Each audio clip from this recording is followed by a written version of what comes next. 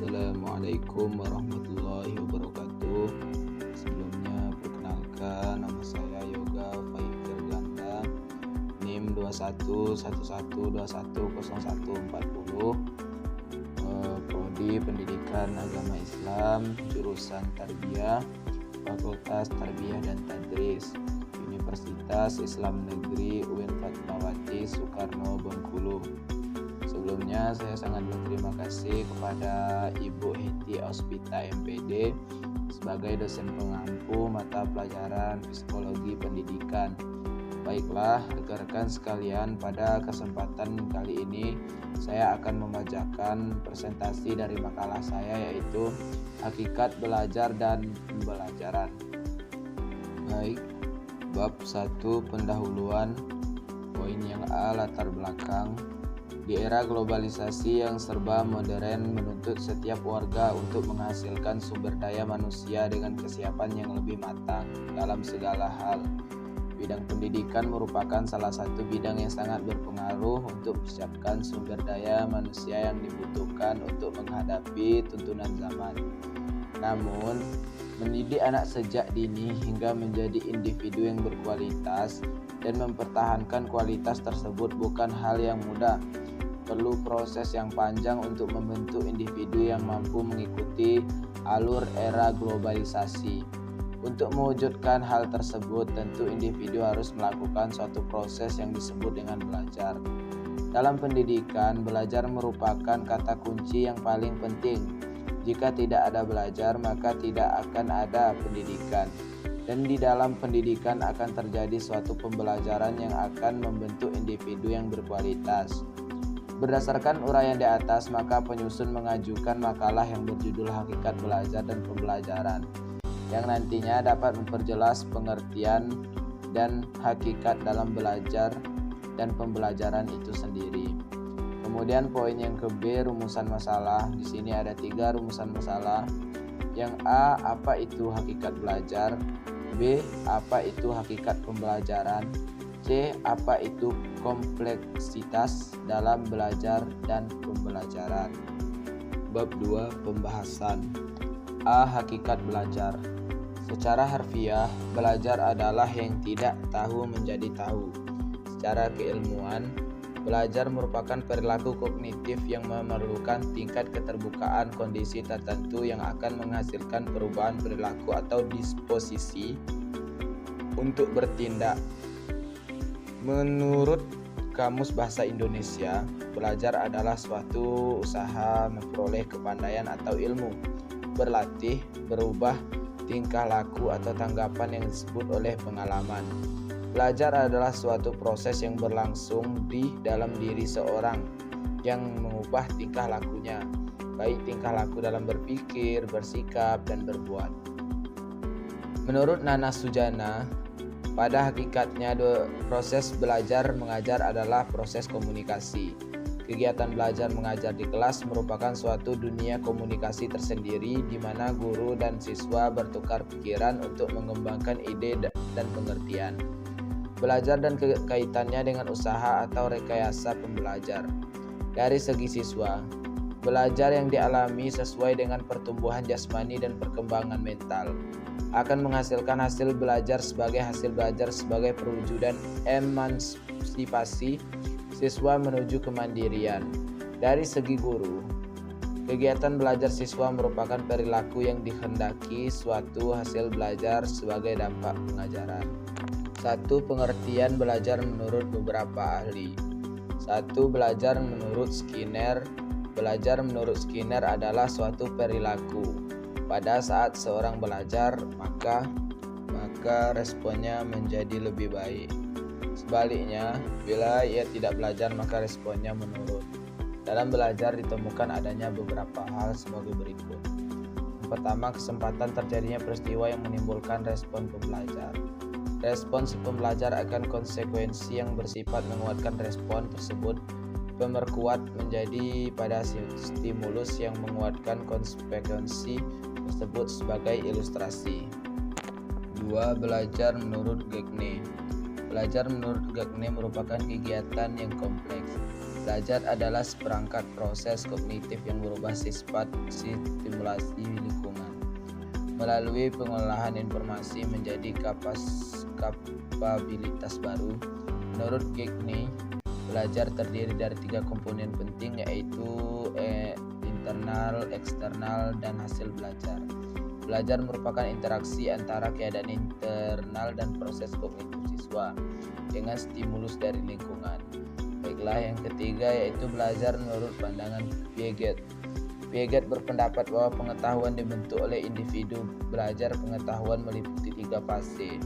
Yang pertama, eksplorasi, yaitu siswa mempelajari gejala dan bimbingan. Kedua, pengenalan konsep. Pengenalan konsep yaitu siswa mengenal konsep yang ada pada hubungan gejala. Yang ketiga, interpretasi konsep, yaitu siswa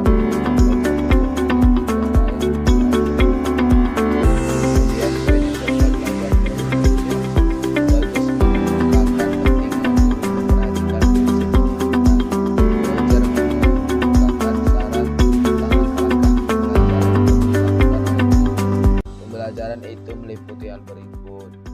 Guru memberikan kepercayaan kepada kelas agar memilih belajar secara terstruktur. Guru dan siswa membuat kontrak belajar. Cara menggunakan metode ini atau berjalan menemukan discovery learning. Guru menggunakan metode stimulasi. Guru mengadakan latihan kepekaan agar siswa mampu menghayati perasaan dan berpartisipasi dengan kelompok yang lain.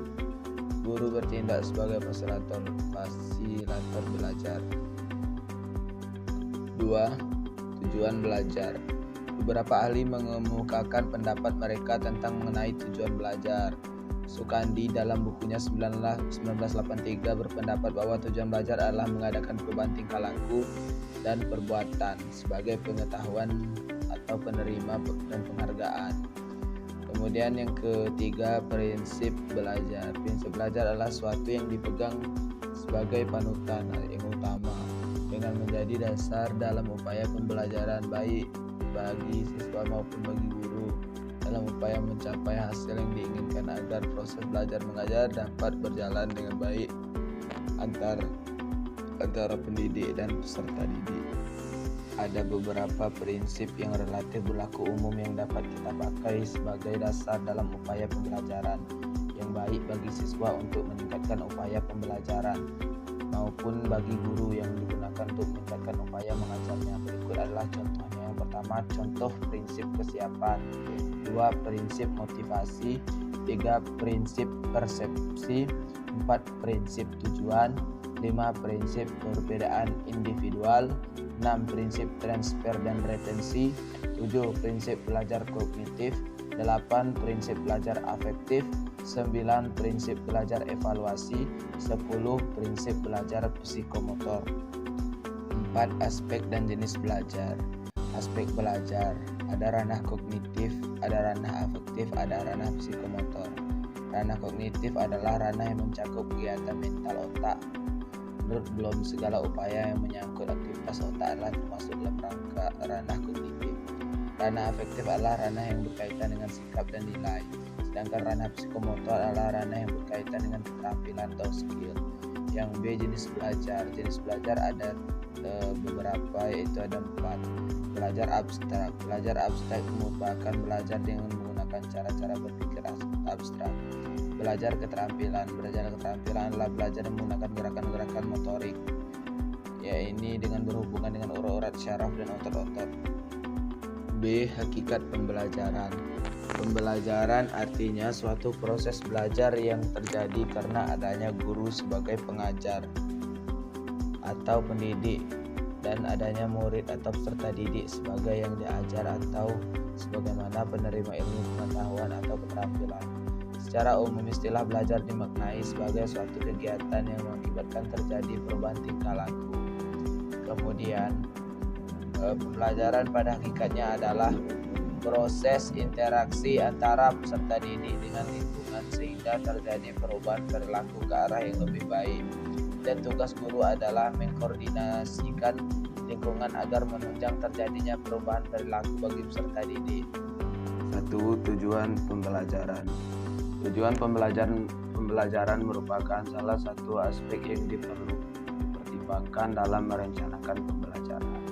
Segala kegiatan pembelajaran muaranya pada tercapai tujuan tersebut. Penuangan tujuan pembelajaran ini bukan saja memperjelas arah yang ingin dicapai dalam suatu kegiatan belajar, tetapi dari segi efisiensi diperoleh hasil belajar yang maksimal. Banyak pengertian diberikan para ahli pembelajaran tentang tujuan pembelajaran yang satu sama lain memiliki kesamaan, di samping ada perbedaan sesuai dengan sudut pandang terapnya. Yang kedua, prinsip pembelajaran. Prinsip pembelajaran adalah kaidah, hukum, dan ketentuan-ketentuan yang harus jadi patokan dalam membuat perencanaan belajar. Penyusunan perencanaan pembelajaran yang didasarkan pada prinsip yang ditetapkan, maka akan menghasilkan suatu perencanaan pembelajaran yang baik dan siap untuk digunakan.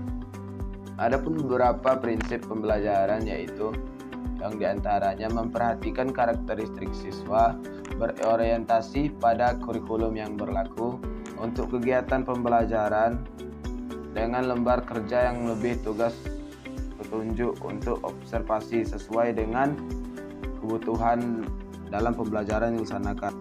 Perencanaan pembelajaran harus bersifat fleksibel untuk disesuaikan dengan situasi dan kondisi saat berlangsungnya pembelajaran.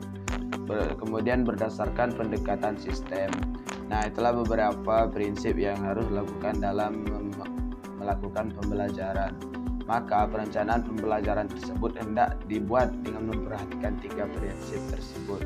Yang pertama yaitu spesifik atau sistematis, kemudian operasional atau jangka pendek.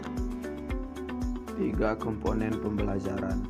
Komponen pembelajaran adalah kumpulan dari beberapa item yang saling berhubungan satu sama lain, yang merupakan hal penting dalam proses pembelajaran. Adapun macam-macamnya terdapat komponen-komponen yang berkaitan dengan proses pembelajaran yang diantara lain yaitu 1. Kurikulum. Kurikulum, istilah kurikulum mengandung arti sejumlah pengetahuan atau mata pelajaran yang harus ditempuh atau diselesaikan siswa guna mencapai satu tingkatan atau ijazah. Kemudian yang kedua, guru. Guru yang selanjutnya komponen pembelajaran itu sendiri yaitu guru. Kata guru berasal dari sangketa guru yang juga berarti guru, tetapi arti harfiah adalah berat, yaitu seorang pengajar suatu ilmu. Kemudian yang ketiga, siswa. Yang ketiga, komponen pembelajaran itu sendiri yakni siswa. Siswa atau murid biasa digunakan untuk seorang yang mengikuti suatu program pendidikan di sekolah atau di lembaga pendidikan lainnya di bawah bimbingan seseorang atau yang bernama guru. Kemudian yang keempat, metode pembelajaran. Metode pembelajaran harus mempunyai komponen yang selanjutnya, yaitu antara lain yaitu metode tanya jawab. Metode tanya jawab adalah metode active learning yang berpusat pada siswa yang sesuai dengan kurikulum yang kita gunakan saat ini, yakni kurikulum Kurtilas yang berpusat untuk siswa. Kemudian metode diskusi. Metode diskusi juga menjadi metode yang digunakan dalam pembelajaran kualitas yang mengharuskan peserta didik mampu untuk bekerja sama dengan kelompok. Kemudian yang kelima, materi pembelajaran. Komponen pembelajaran selanjutnya ini materi pembelajaran. Materi juga merupakan salah satu faktor penentu keterlibatan siswa. Yang keenam, alat pembelajaran atau media. Media adalah alat perantara untuk menyampaikan pesan atau informasi. Kemudian yang ketujuh, evaluasi. Evaluasi merupakan komponen terakhir dalam menempuh jenjang pembelajaran. Karena mengapa? Karena setelah kita melaksanakan baik itu berupa proses KBM, baik itu merupakan mengerjakan tugas, tentu harus adanya evaluasi guna untuk mengecek kembali apakah siswa yang kita ajarkan sudah memahami apa yang kita sampaikan, sudah memahami materi yang kita sampaikan. Itu tentu harus dengan evaluasi. Kemudian yang C, kompleksitas dalam belajar dan pembelajaran.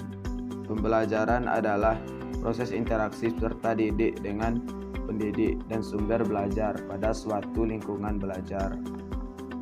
Dalam melakukan pembelajaran tentunya kita akan menghadapi banyak masalah pembelajaran yang diantaranya lain di sini yaitu A. Masalah pada kelas konvensional. Salah satu masalah pembelajaran pada jenjang pendidikan dasar dan menengah adalah masih adanya pola pembelajaran teoritis yang kurang bervariasi. Kemudian yang kedua yaitu masalah pada persiapan pelajaran. Masalah pada persiapan pelajaran. Untuk menemukan masalah tersebut, kita akan meninjau rencana pembelajaran secara seksama. Di antaranya yang ada akan membahas masalah yang paling utama yang dapat mempengaruhi kualitas pembelajaran. Kemudian ada pun masalah tersebut yaitu kompetensi dasar dan tujuan pembelajaran tidak berkaitan. Tidak ada penjabaran yang jelas mengenai kegiatan pembelajaran. Evaluasi penilaian yang bermasalah. Kemudian yang ketiga, masalah dalam peninjauan pelajaran. Ini ada 2 poin, yaitu yang pertama evaluasi pelajaran tidak cukup, kemudian yang keduanya analisis terhadap pembelajaran siswa juga tidak cukup. Bab 3 penutup. Adapun kesimpulan berdasarkan hasil pembahasan di atas, maka dapat ditarik kesimpulan bahwa pada hakikatnya belajar merupakan suatu proses yang berkesinambungan yang berlangsung sejak lahir hingga akhir kita. Utlubul ilma minal mahdi ilal lahdi. Tuntutlah ilmu dari buayan sampai ke liang lahat. Utlubul ilma faridatan ala kulli muslimin wal muslimat. Menuntut ilmu hukumnya wajib bagi muslim laki-laki dan perempuan. Seharusnya kita sebagai muslim harus menuntut ilmu. Kemudian untuk saran, penulis menyadari jika makalah ini jauh dari kata kesempurnaan. Adapun kesalahan ejaan, metodologi, kesalahan kata, maka mohon dimaafkan dan dimaklumi. Dan mohon juga untuk kritiknya agar bisa menjadi pembelajaran untuk kami ke depan. Mungkin sekian yang dapat saya sampaikan, lebih dan kurangnya saya mohon maaf. Saya tutup. Ihdinas siratal mustaqim. Wassalamualaikum warahmatullahi wabarakatuh.